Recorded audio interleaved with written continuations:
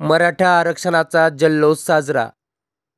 निफाडमध्ये इतर जाती धर्म एकत्र पेढे वाटून व फटाके फोडून महाराष्ट्र सरकार व मनोज जरांगे पाटील यांच्या नावाच्या घोषणा दिल्या.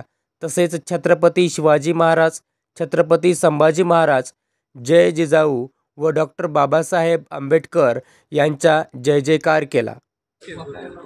मनोज जरांगे पाटील यांनी मराठा आरक्षणासाठी जो लढा उभारला आणि महाराष्ट्रभरातून मराठा समाज त्यांच्या आवाहनाला पाठिंबा देत थेट आपलावाला मोर्चा वाशीपर्यंत गेला.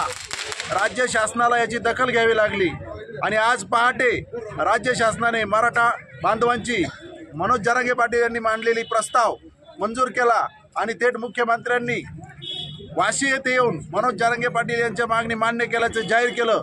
त्याबद्दल राज्य शासनाचे आणि आपल्या संपूर्ण मराठा बांधवांचे या निमित्तानं मी अभिनंदन करतो. आणि ही एकजूट मनोज जरांगे पाटलांनी सांगितल्याप्रमाणे आपण एकजूट ही कायम राहून द्यायची आहे. हा लढा कायम राहील आपला आणि आपल्याला आज आपल्या मुलाबाळांना भविष्यकाळात मराठा आरक्षण मिळाल्यामुळे एक मोठी व्यापक संधी मनोज जरांगे पाटलांनी हा इतिहास करून रचलेली आहे.